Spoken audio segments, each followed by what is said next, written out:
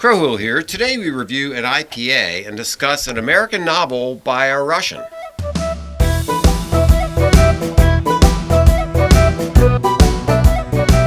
Hey, Big Well, good evening, and Longinus. All right. Here. Fantastic. Good evening, good evenings. Okay. All right, what's on your mind? Well, Lisa, All right. Victor, Ah, Hagen, okay. and the Clements. I see. It must be time for P&C's Shortcut to the Classics. That's exactly right, where we take a novel by a classic author as long as it's not too long. Yeah, this one wasn't. This was a little longer than Little most, longer, but yes. it's Crow Hill chose this. Yeah. And Crow Hill chose Pnin by Vladimir Nabokov. Or Nabokov. Or Yeah, we're not Nabokov. going to worry too much about that. Yeah. Okay. All right. Now, what are we drinking? Yeah, this is a local IPA from DC. Okay. Atlas Brewing. Yeah. Dance of Days. And, one thing that characterizes IPAs is bitterness. Yeah.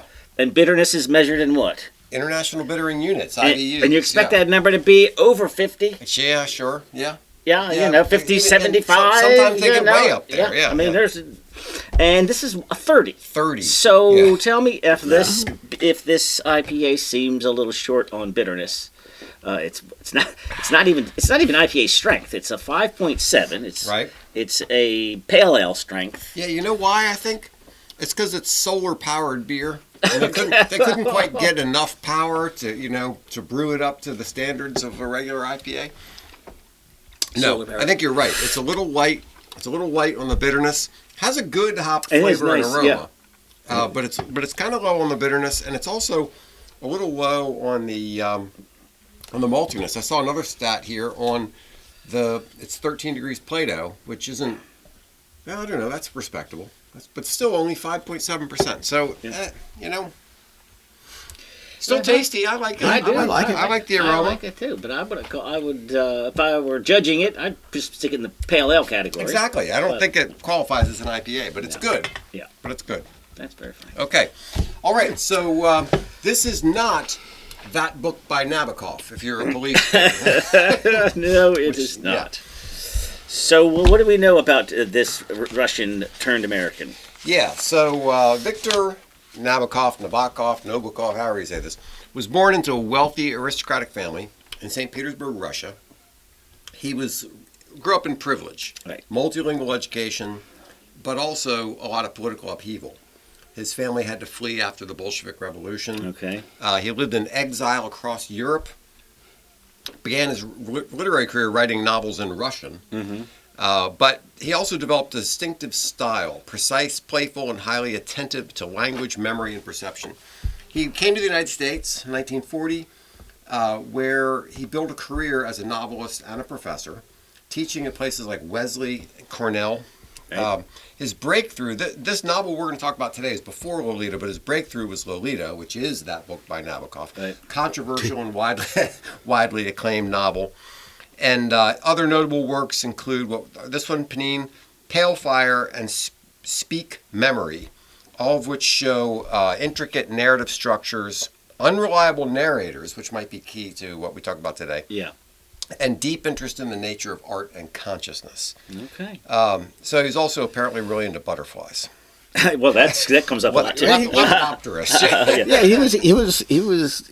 Yeah, he worked as a professional entomologist, and when he was in the Boston area, he was Harvard's zoological. I don't know if he was working for them or volunteering or whatever, but he was classifying and collecting bugs. Well, that's interesting. Professionally. So I think it's as I recall his 12th novel and his 4th in English. Okay. And I just like to say something about, as a struggling intermediate Spanish speaker. Yeah. How do you do that? Yeah, I know. Some of these guys who write well in their native language, and then they write in French, and they write in English, and they write in some. To me, fluent just means you can have a conversation without grammatical mistakes. Yeah. Not that you can write, you can write literature, Right. high-level literature dense literature in another language. Right. It's Some amazing. Some people just have that. and They it's just do. really pretty. I remember I started Heart of Darkness. Mm-hmm. as a young man, and I found it too dense, and I actually bailed on it with the promise to myself that I would return to it. But Yeah. Joseph Conrad is Polish. He didn't become a fluent speaker of English till he was in his 20s. Well, you know, William F. Buckley from Firing Line fame, Yeah. he grew up in Mexico, and Spanish was his native language. You'd never know it. He apparently contributed to the Oxford English Dictionary. He was like such an authority on English. Right. So, I mean, some people that's their thing. They really know language. So that was always kind of hanging over me when I'm running across vocabulary that I don't understand, Yeah. and other things I'm going. And it's your second language. Right. Heck on it. I know. Yeah. Yeah, it can be pretty impressive. So and this is quite autobiographical. This is has a lot to do with his experience as a Russian immigrant, a college professor in the United States. Right. Isn't Pnin from Petersburg?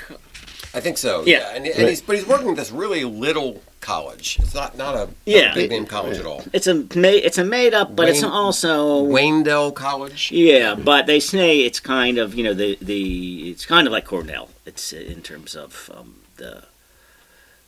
the location, like Upper New York State, Yeah. New Englandish. Right. And he was, his family had to first flee to Turkey, and then he was in Berlin. Now you're talking And- about Nabokov or Pnin? Well, both, but Nabokov. And Nabokov had to flee Berlin during the Soviet. Yeah. I mean during Hitler's rise. Right. Wow, So And we get a taste of that in here too. That's it- rough, It is fairly autobiographical, but I would argue that it's not autobiographical for one key detail, is that Pnin is sort of a beta male. I mean, Yeah. Yeah. I have to think that Nabokov had more drive, more desire, more spark, more something than we see in this character. there's anecdotes though of Nabokov, like he was a college professor, and he's sitting in there, and he started his lecture, and then finally a student had to walk up to him, tap him on the shoulder, and say, "Professor Nabokov, you're in the wrong room." And he gets and runs away. So I think he was sort of absent-minded too. I also, before I started reading it, I was like, all right, so it's this sort of nerdy, awkward professor, and I saw him as kind of frail, but in the opening description, he's kind of husky. He's kind of thick. He's kind of thick-bodied and a large round head. At 52, he was crazy about sunbathing, wore sport shirts and slacks, and when crossing his legs would carefully, deliberately, brazenly display a tremendous stretch of bare skin. So and he had in that, what's that for that first line in there, Longinus, where it talks about he says his tan, bald, but it's tanned. Yeah. And I was like, why is it tanned? Well, Well, come to find out, he has a lamp. Right. So the second sentence is, ideally bald, sun-tanned, and clean-shaven, he began rather impressively with the great brown dome of his tortoise-shell glasses masking an infantile absence of eyebrows, apish upper lip, thick neck, and strong-man torso in a tightish tweed coat, but ended somewhat disappointingly in a pair of spindly legs. See, that is just great, right? And so he's describing him from the top down, and it ends kind of disappointing. Yes. And then in the letter that he wrote to his love, that we read about later on, he describes himself as not handsome. Yeah. So he's not comfortable. Not exciting. Not comfortable with his looks. So he is right. So he's teaching. There's no Russian department. There's no Russian department. So he's like in the German department or just the general language department, and he's got a few classes that are not particularly well attended. Right, only like 4 students or something. Yes, and they all think that he's a nice enough fella, but he goes off on tangents and they don't quite follow it. And so this is another thing about being a Russian speaker. He has an understanding of what bad English is for a Russian speaker. Mm-hmm. So he's always...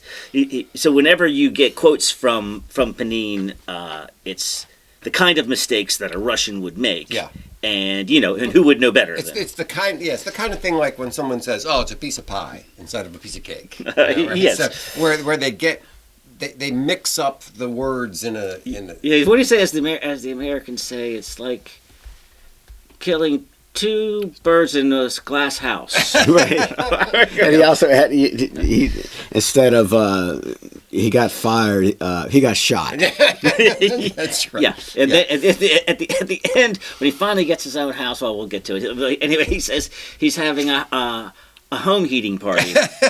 Oh no, house heating. Right. You say housewarming? Yes, a house heating party. House heating party. Yes. So all right, so he's at this college, and he's sort of the butt of everybody's jokes. Like everybody's making fun of him behind his back, and there's actually one scene where they go on for hours with this one guy doing his Pnin imitation and making fun of the guy. Yes. Yeah. Yeah, I mean that's after he left, right? Yes. Yeah. That's it. But he's being made fun of, but he's still liked. He's not your best friend. He's not your confidant, but he is just here he comes, and he's a smart enough guy out there. Yeah, he seems smart, but I don't know if he is articulate enough to. To dazzle people. Right. So he's academically smart, but he's not really the life of the party. No, there's no spark. And I was thinking about him on the drive up here. I'm thinking, you take a man and you drain out of him all desire, all get up and go, all motive, all hobbies. You just drain things out of him. And what you're left with is this nice guy. But yeah, it's reasonably nice guy. Right, on a deeper, he has to flee Russia. He has to flee Germany. He lives in Paris and finally and he has to flee Paris I think in the novel he flees Paris because of the German occupation. Yeah. And then after that he gets to America. Everything's been taken from him. His first love was taken from him. His second wife was never really there. But the writing style is that you jump back in time really without notice. Yes. Right? So the story is going along just fine, and now you're with a bunch of Russian emigres in a bar in Paris. It's So I found it as a confession. I realized early on, or midway through, that this book really requires more patience and careful reading than I feel like putting into right now. Yeah. And so I found myself, when I didn't understand who was speaking or what was, I was like, well, whatever. Just exactly. A little bit skimmy. It's almost like a bunch of vignettes from a magazine got thrown together into a novel. Yeah. Right, and that's what he says how he wrote it too. He had these vignettes, and he sort of puts them together, and then the editor asks him to do several things to make it sort of flow better. Yeah. It's not a plot-driven novel. There's no real story. So plot-wise, he tries to find a place to live, right? And and he has this weird habit. Every semester he changes where he lives. Yes. Yeah. So, so he moves in with the first couple. Then their daughter was recently married. And recently divorced. And then she comes home, and now he's sleeping in her room, and so he's got to find a place to stay. There's a kind of that's a pattern of him finding new places to stay. Yeah, but everything's always awkward. Right? Yes. Yeah. Because he's kind of an awkward dude. Awkward and uncomfortable, and everything's difficult. Awkward, uncomfortable, and he's almost homeless, right? Yeah. He's just the only time that you really see him being comfortable is when he's at the summer home. Well, when he has his own, that's right, but also when he has his house heating party later, when he has his own house. His house heating party. He was somewhat comfortable there. Because he had a home. He wasn't homeless. That was the only time I really saw him happy, and then by the end of the party, it's all dashed. Yeah. Before we get to there, let's do the ex-wife, that whole business there. Yeah, Pnin is your classic beta male. Yeah. He's like, I love you. He's totally forgiving. He gets stepped on. He gets stepped on like crazy. She treats him like dirt, but he's just continually the nice guy who keeps being available. He's married.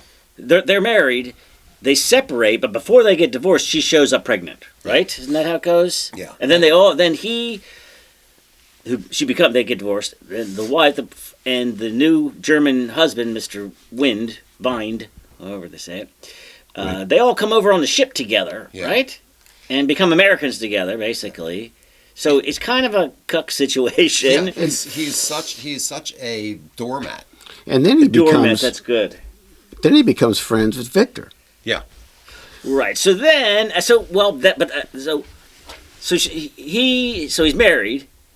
She leaves him, gets pregnant, gets remarried. When that falls apart, then she shows up, and the people who live in the house are going to clear out and give him some time. And he's kind of excited about it. And I'm thinking, you shouldn't be excited about this woman. She's treated you like dirt. When she comes in and she's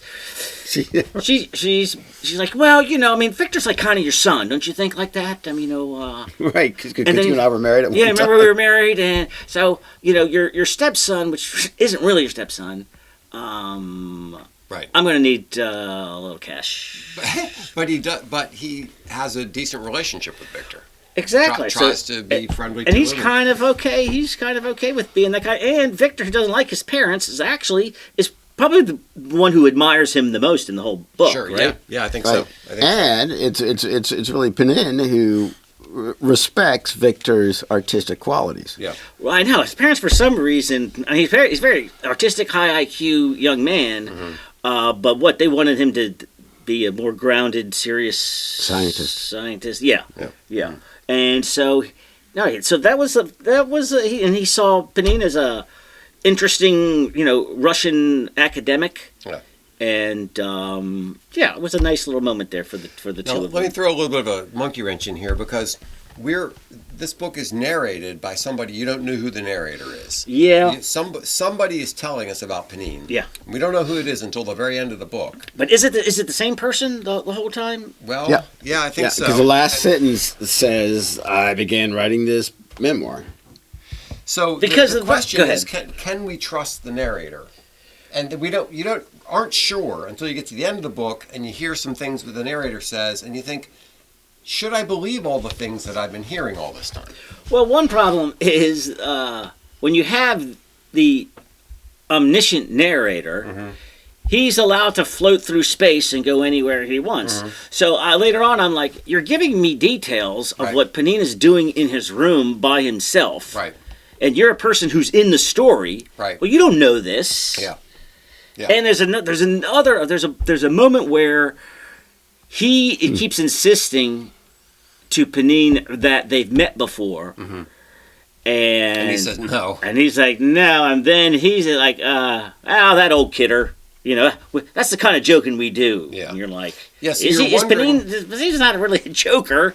Did you really know the guy? Yeah, so you're wondering if the narrator is poking fun at Pnin or like pulling some trick on the reader. What's going on with the narrator? Yeah, narrator is complicated. Yes, and I think that's part of the book is to try to figure out what's the motive of the narrator in doing all this. Why is he giving us this story about this guy that we're not sure he even likes? Right. I mean, he seems to like him, but then he also seems to undermine him and make fun of him. Who's the one he was after at the end of wasn't at the end of the party who is doing all of the Pnin impersonations? Yeah, it's not the narrator, but it's another guy at the college. Is it Hagen? Yeah, I don't think it's Hagen. It's not Hagen. Hagen's But the one that's it's nice another to. guy at the college. Yeah. Right. Yeah. Right. Oh, but it was that. They were having a grand old time. Yes. He's making fun of him. But the narrator is the narrator is the one that reviewed the poetry of Pnin's wife and said it was the worst stuff ever. Yes. And he did it twice and he said it was the worst stuff ever. She tried to commit suicide and then wrote a letter to the narrator and said, I'm going to America to marry this guy unless you stop me tonight. Stop me meaning that he marries him, right? He marries him, right, yeah. So there's that piece to it. Right. Right. Yes. And that's why. And he says, all right. He says, I read it a second time. Yeah. And I liked it even less. Right. Right. So, yeah, we have this situation where they may have been romantic rivals in a way, or it may have been that the narrator was like cheating on Pnin's wife with him or some things. I mean, or just the wife liked the narrator better than Pnin and settled for Pnin because just one more notch in the extreme beta male characterization of Pnin. He's a doormat. He gets run over by everybody. So he moves. He's got this situation where he's moving, but he's always staying like in a room in somebody's house. Yeah. With everything socially awkward. Then he's got a house. Yeah. Right. A small but a house. He loves it. Yeah. It's just perfect for him. Yeah. And he's like, and you know what? I've been here 9 years.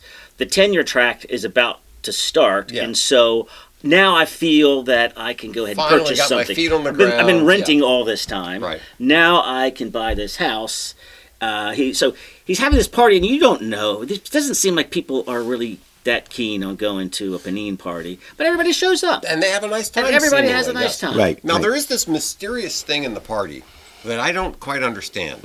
There's this green punch bowl, and so much attention is paid to this green punch bowl that you think, obviously there's some significance here. Like it's going to be radioactive and they're all going to get sick. Or something is going on with this green punch bowl. Well, and then at one point, he's washing it in the sink and he drops a knife or something and you hear something break. And you think, oh no, the green punch bowl is broken. But it wasn't. It was some other thing that broke. So like he's building this tension around the green punch bowl, and that's it. There's nothing else. There's no more. Like, why did you draw our attention to this green punch bowl and then just drop it? Like, it was very strange. Yeah, the punch bowl was a gift from Victor, and I don't know what that significant is. So you're right. I mean, that's He just a good drops question. it. It's like it violates if you put a gun on the table in scene 1, you better shoot it by scene 4. You know, it's like.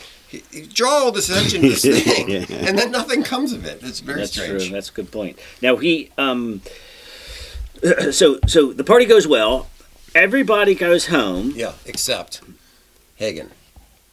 Because Hagen hears that Pnin wants to buy the house. Is going to buy the house, or they're talking about buying the house because of this tenure that he thinks he's going to get tenure, get a better salary, and gosh, so everybody's gone, and he's like, Yep, we got a new guy coming in here. And there's really not going to be any room for you, but we can probably drag it out for 2 more semesters. Right. I can get you to do some paperwork for me. Basically. And, boy, that was a downer. It was quite a downer. Very sad little moment. Right. And, and it almost comes to like, whenever he gets to feel like he's getting in control or something, reality or life just pulls the rug out. Pulls the rug right out. Yeah. I mean, what's that quote you had in there about the first one? Yeah, because that's probably the most serious quote of the whole book, I think. Yeah, what Chatty Madam Svrolinsky mentioned had conjured up Myra's image with unusual force. This was disturbing. Only in the detachment of an incurable complaint and the sanity of near death could one cope with this for a moment. In order to exist rationally, Pnin had taught himself never to remember Myra Bolochkin. Not because the evocation of a youthful love affair, banal and brief, threatened his peace of mind, but because, if one were quite sincere with oneself, no conscience, and hence no consciousness, could be expected to subsist in a world where such things as Myra's death were possible. One had to forget, because one could not live with the thought that this graceful, fragile, tender young woman with those eyes, that smile, those gardens and snows in the background, had been brought in a cattle car and killed by an injection of phenol into the gentle heart one had heard beating under one's lips in the dusk of the past. Now, Pnin is talking about the woman he loved. Yeah. And he finds out that this lady, Madame Svrolinsky, I did all right with that, didn't I? You did. That was good. She's at the party, right, at the summer cottage. Yes. And it's just bringing up Chatty. Oh, did you know so and so? Did you know so and so? Because they're all Part of the same little community, right? Yeah, from Russia. Right. So this really goes to. This is the moment where you really get to see inside of Pnin what he really has been through. Yes, Right, Because this is only one of like 3 or 4 like devastations. Right. His Maryland American sort of Mr. Magoo stumbling bumbling persona Mr. Magoo. is the kind of thing that you feel like is the sort of the tone of the book. Yeah. And then underneath of that, you realize what the guy's actually been through. Right, Yes. right, and it seems like that there's always that underlying tension between sort of the bumbling idiot and the everyday boringness of a college professor, but underlying that is such significant catastrophes. Yeah. Right. You see. Right. And you imagine like you're sitting there with some guy on vacation, and he just seems like a normal dope, and then you're like, yeah, well, he was in the Bataan Death March, Exactly. and he was a prisoner of war in 5 years. Yes. It's like when you find out geez. when you find out the guy that you've known all these years went through these horrible things that he never talks about. Never talk. Because He just seems like a internal- regular guy. Right. Yeah, you get that's kind of right. So he's got escaping the Russian Revolution. Yeah. Right, and Yeah. I met this guy. I knew this guy at church who, very nice guy, normal seeming guy, and I found out later on that he was in the Pacific and had killed hundreds and hundreds of. He was a machine gunner. okay. And he just was tortured by this. Yeah. Yeah. And that's the kind of thing that people just live with Right. for years. And you So- right, So there's and you more to think about Pnin than you realize up front when he's just like the guy who can't seem to get on the right bus. yeah, that was. and you think sad. about American society in 1957 was when the book came out. Right. That's what 12 years after V-Day. So all these guys come home from the war with horrible tragedy, catastrophic stories. Yeah. But they're not fresh off the boat, right? So you're like you said, it's years later. Now you've got 12 years. Everybody's settled in now, but those memories don't go away. Yeah. Right. But that's a good point, because a lot of men who were suffering those things might have seen something sympathetic here. But another interesting thing was there was a lot of interest in Russia at the time, 1957. A lot of interest, right? So just Yep. the idea of having some sort of an insight into Russian characters would probably. I'm trying to explain why was this book popular in 1957. Yeah. Yeah. So let me ask you a couple questions. So I've characterized Pnin as a beta male. He's like a loser. Right. Now is that fair? Is that fair to Pnin, or is that just the narrator trying to portray him that way? And how can we really tell the difference? Yeah, well, that's the thing. I don't know how you can tell the difference. Yeah. Well, Because you only hear one angle, and I would say, yeah, but there's loser, but there's also sympathetic and awkward. Like a kind of like you still don't want to be his best friend. Yes. But you're like, yeah, he's a nice enough guy. Sure. But, Yeah, and I can think not of guys really in high inviting him school, over. nice enough guys, but I don't really want to associate with them too much. That kind of thing. I'm going to try to complicate things. Okay. And now, I see it. Yeah, he has the bumbling beta male-ness to him, right? But at the same time, I don't know. I see his humanity that comes out. I see that his actually, once you understand where he comes from, you really, I see the strength of him. Maybe that strength doesn't show in his social interactions at all, but I still see his strength in him. There's sort of a nice guys finish last kind of a thing going on, but at the same time, there's a fundamental decency to him, right? Yes. He's a kind man. He's a decent man. He's like, there's nothing that you can really criticize about him except his awkwardness. Yeah. He's like, He's like a good and maybe guy. right, and the criticism might be perhaps he's too forgiving. Yeah. Maybe this. I realize once you've had a connection with somebody, a serious connection with somebody in the past, you're willing to forgive things. But, when Liza comes back into his life, I'm like, she's been nothing but trouble. I don't know. And and I think he's got high hopes. And it turns out she just wants some money. Yeah. Here's a question for you all. At the end of the book, he resigns from Wayndell, right? Yeah. Wayndell. And the last scene is he's in his car and his car's packed and he's driving out of town. Right. And he's doing that because he's not going to work for this guy. No way. Right. So, Right, I mean, is okay. that he's standing up? I mean, is that like the first time in the book that we see him standing up? Grow a little Oh, spine. Yeah, that's a interesting. good one. That's yeah, a good because one. he's like, right, because he could Because just. he's been a pushover all the time, and so maybe this is his one time. I am not working under that SOB. Yeah. Right. Yeah. That's interesting. Yeah, so what do you think about, like, his relationship with Liza? Yeah. She's the one who I like comes that. in and asks him for money. She's the one who cheated on him. She's a total mess. Yes. Like, why is he putting up with that? Yeah, all I I can think it's sense of responsibility more than anything. I don't know why I said that, but I think it is. I don't think it's love. No. He doesn't pine for her in any way. No, and that's the thing. That's why I say Pnin is like a man who's been drained of all his testosterone or something.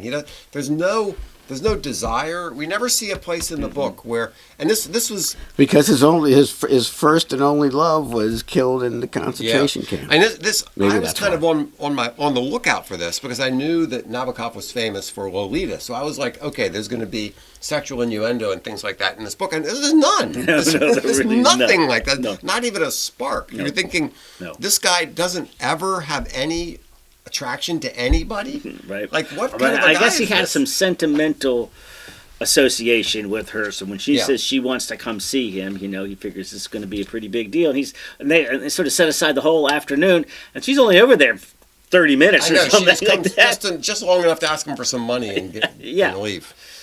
Yeah. Oh, he has a better Yeah, relationship with Victor. I mean, at least I they know, have the only something. good, the only interesting relationship I saw in Right. the book was So like I said, I read it. I wasn't too thrilled reading it, but afterwards, I'm starting to like it more and more. Yeah, Okay, let me propose this to you. I've heard some people say this is the kind of book you have to reread because when you reread it, things will come out.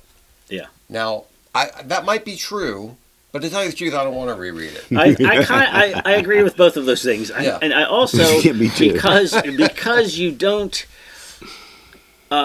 because you're free from those expectations that you began with the first time. Yes. Now you're reading it with a whole different attitude, Yes. and I think I had a bad attitude while reading. I'm like, all right, so here's another page of Russians talking about things and and there's a lot of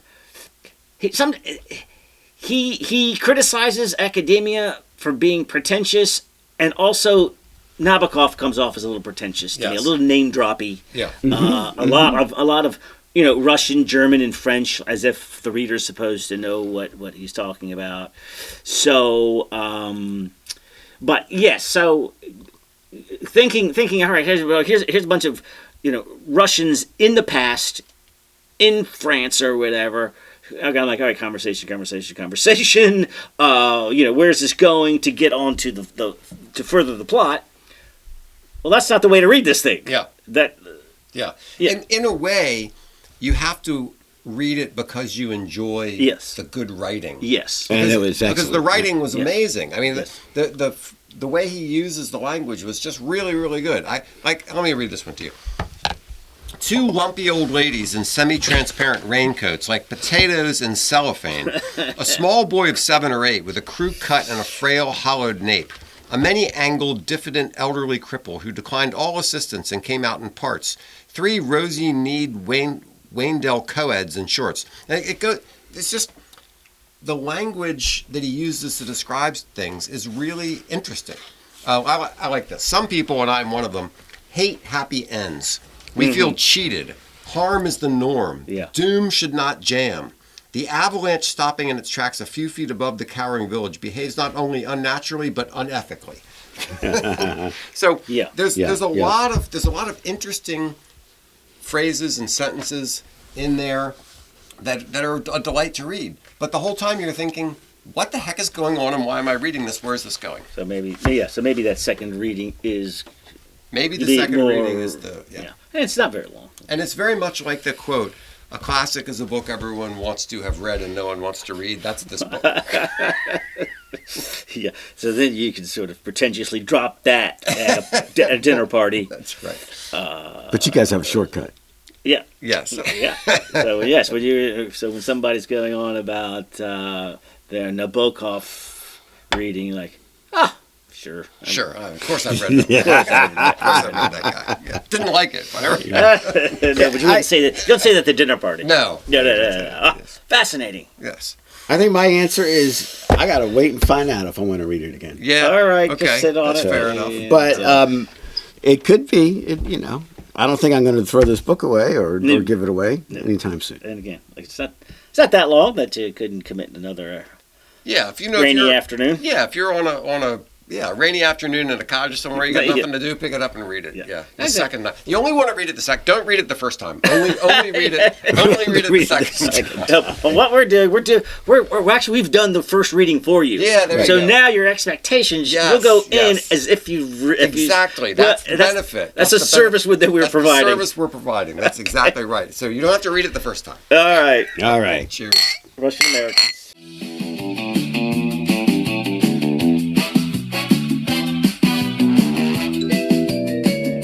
Thanks so much for listening. Be sure to like this video and share it with your friends.